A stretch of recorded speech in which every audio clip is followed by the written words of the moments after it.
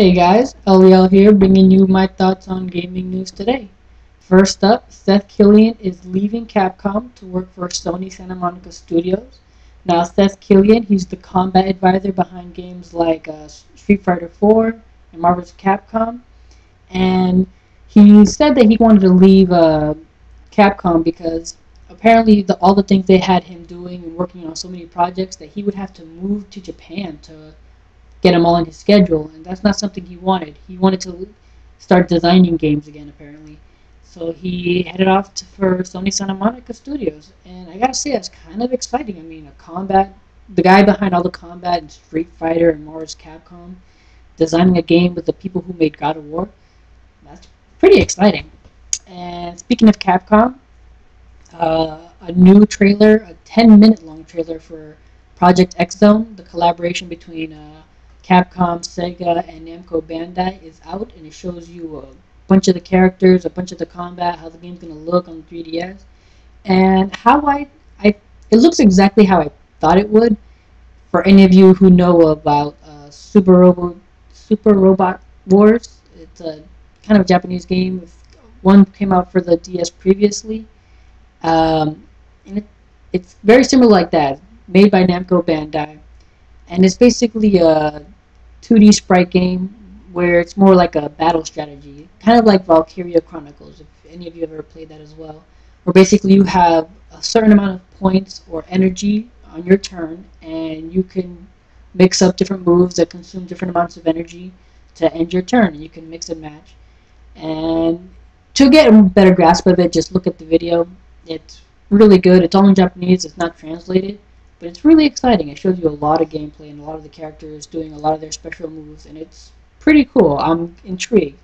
I don't have a 3DS, but I don't know. I'd be willing to check this game out.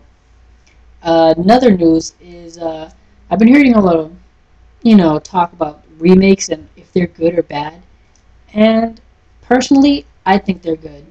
I personally never played the Sly Cooper games, but when the Sly Cooper Collection came out for the PS3, I picked it up because that was a series I always wanted to try, and I'm really happy I did.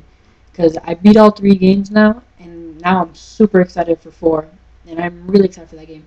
So I could also understand why remakes are kind of, you know, they're games in the past. The controls aren't going to work as well as how games are fine-tuned now, and a lot of people find them as a waste of time. But I don't know. I personally enjoy them. If I had more money, I'd probably be buying a lot more remakes or HD collections, like the Jack and Daxter series and the Ratchet and Clank series. Ratchet and Clank, Tools of Destruction, and Crack in Time were some of my favorite PS3 games.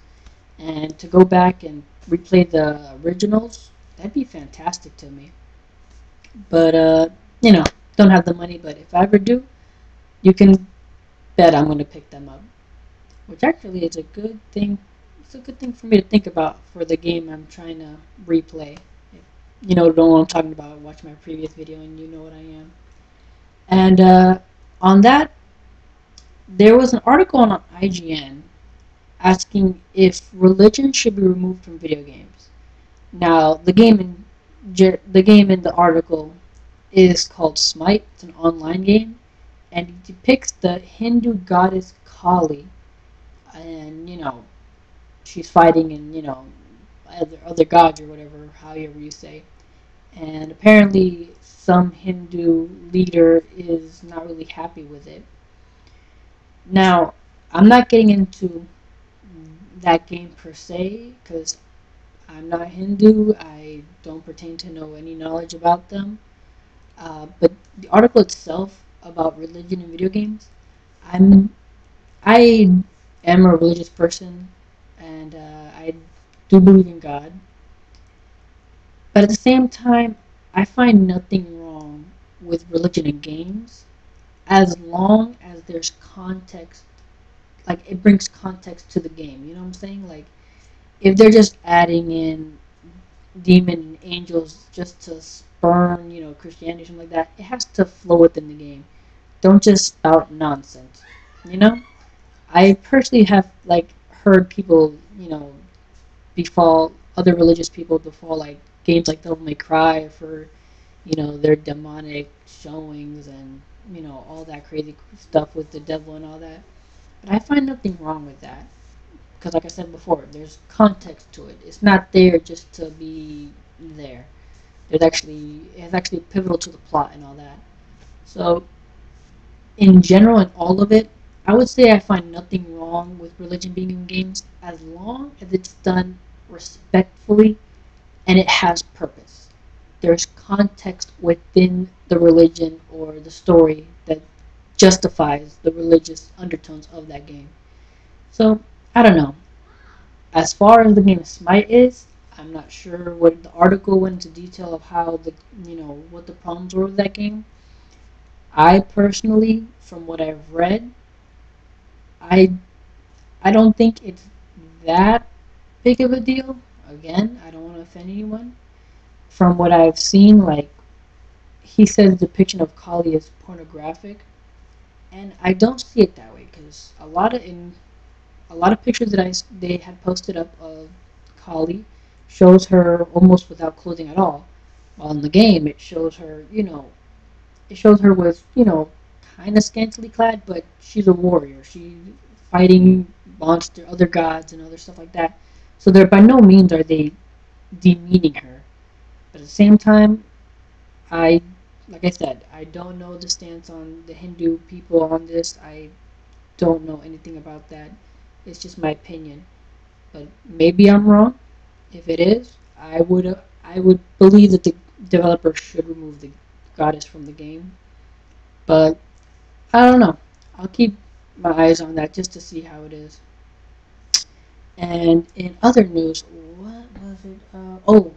Sony apparently bought a cloud-based gaming company. I forget the name of it, but it brings an interesting, like, with all these rumors of the PS4 having been developed since 2010, and apparently how at this E3 they announced that nothing of the next gen would be announced now, but maybe next E3. It gets me wondering if a lot of the rumors about the new PlayStation system being completely cloud-based, I wonder if it makes they're true. Because, like I said before, I have horrible internet. And if it were to go into a completely cloud-based system, I don't know if that would work well for me. I mean, it's an interesting concept, and it's kind of cool being able to save all your games in in the cloud, as so they say, and able to pull your games and info from anywhere you want. It's pretty badass. But at the same time, like I said, I don't have that good of a connection, so how well will my games run? How often will my system crash if it is completely cloud based? You know, my theory is they'll do half and half. Like they'll have hardware, but the operating system will be cloud based. Now, I'm not really sure how that would work, but I don't know. They can implement it any way they really want, but that's my assumption how they would do it, and I think that's actually be a pretty good way for them. And I think that's pretty much it for today. No much to say. Please leave your thoughts on the religious or remakes on the bottom below, and remember, I'm just a gamer. Take care.